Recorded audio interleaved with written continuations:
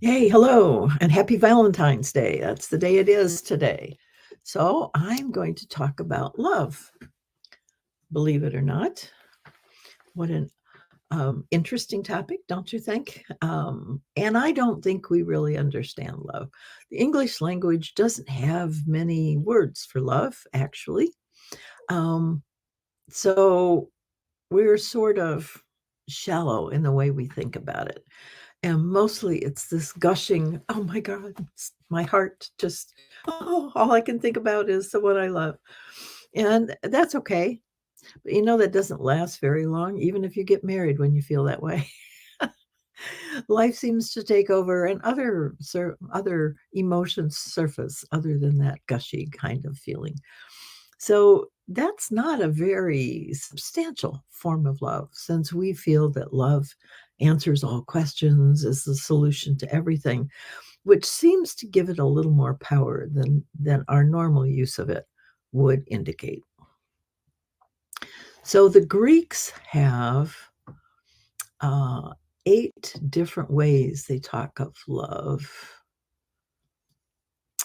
So they talk about eros, which is sexual passion, uh, philia, I may be not saying these right, so is deep friendship, which is really special. I think all of us have had some experience of that. This is one you don't see or hear about often at all, is ludus, playful love. What a joy to think about love as playful. Totally different perspective. Agape, which I think most of us have heard of, love for everyone. I want to rephrase that to say boundless love or love of life. Pragma is long-standing love. Philutia is love of self, which is one that many of us struggle with. Storage, interesting, is family love. Very interesting name, don't you think? And mania, which is obsessive love, which we're all too familiar with and nobody wants to be involved with. And I want to throw in the Celtic Anam Cara, which is soul love. So those are all different kinds of love, and that's wonderful. But when I talk about being in love, it's not this heart palpitation, gushing kind of thing that I'm talking about. When I think about love, it's really a sensitivity, and it's an incredible sensitivity.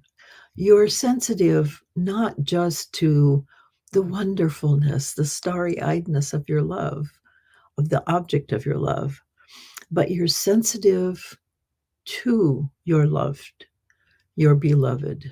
You're sensitive to the pain of your beloved. And I think that's critical. We abhor pain. We try and get rid of it. We drug ourselves all the time so we don't feel it. And it makes us despondent and lethargic and anxious and all these other things when we feel pain. But I am positing here that pain is truly a sign of love. Pain is a recognition of the pain in others.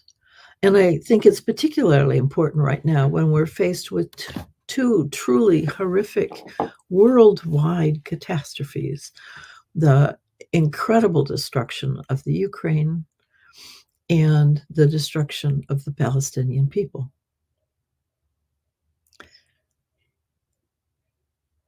Those are fear-based, and those of us who carry love feel great pain at both of those. And that's necessary and important in my view. I don't believe you can truly be in love if you don't feel that pain. You have to be sensitive to the pain that others are experiencing. You have to be sensitive to what causes pain in others. And for me, that's all other living things. It's not just people. And it's not just animals. Plants experience pain. And understanding that and being sensitive to that totally changes your relationship. to the rest of the world. You start to think about the consequences of your actions and be aware of the consequences of your actions.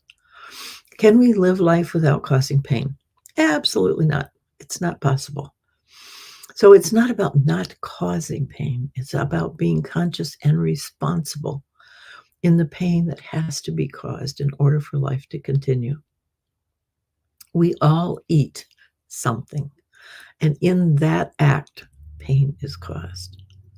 And there's a justification for that. There's a sacrifice that is, by most of the rest of the world, cheerfully made. We're the only ones that resist that sacrifice. I mean, you kill a human being, man, you're toast.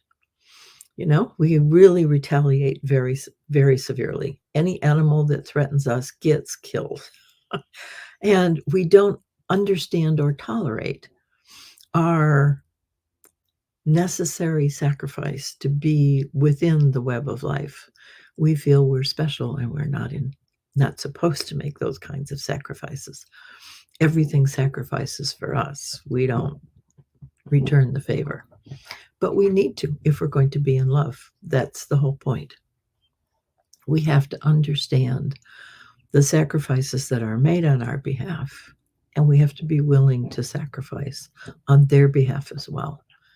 And sometimes the sacrifices are small, like just not doing something or doing it in a different way.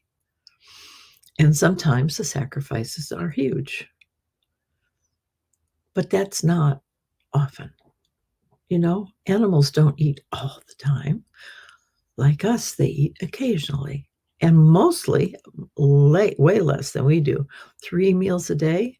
Very few animals have 3 meals a day. So most of them are lucky to get 1 a week. You know, so there's a whole different way of understanding how we together love and how we appreciate that space, honor that space, and thrive in that space. Because there is something wonderful about acknowledging that relationship, about being sensitive to the needs of others. Sometimes you can recognize there's a need and not know what it is, especially with people, I think, because we hide things so well. But we can ask, I see that there is something necessary for you.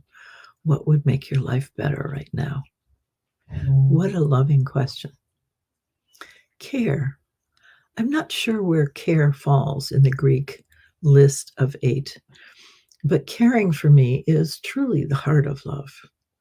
It's much more significant than so many of these others. We cherish the others, and we should. But there is something about the sensitivity of caring, the noticing, the seeing what's in front of you, seeing the needs and the wants and the desires of the life around you in whatever form it takes, and responding in kind in a way that nurtures or satisfies that need, want, or desire is truly love. And for me, that's being in love. That's what life looks like. It's noticing those pains, those needs, those desires, those hesitations, those yearnings that all life has around us, and satisfying it. That's why you water houseplants, because they yearn for that water. And if you're sensitive enough, you will notice that or hear them request, water, please. It's time. That keeps you in relationship with the living things around you instead of the ottoman of, on Wednesday I water, or, I only water once a week, or any of that nonsense where we stop being in relationship. It really enriches life.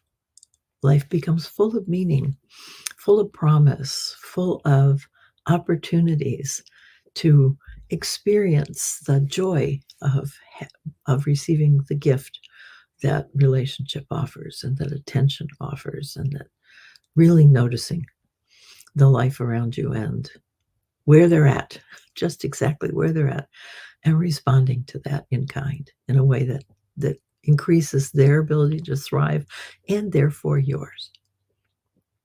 It's a magical place to be.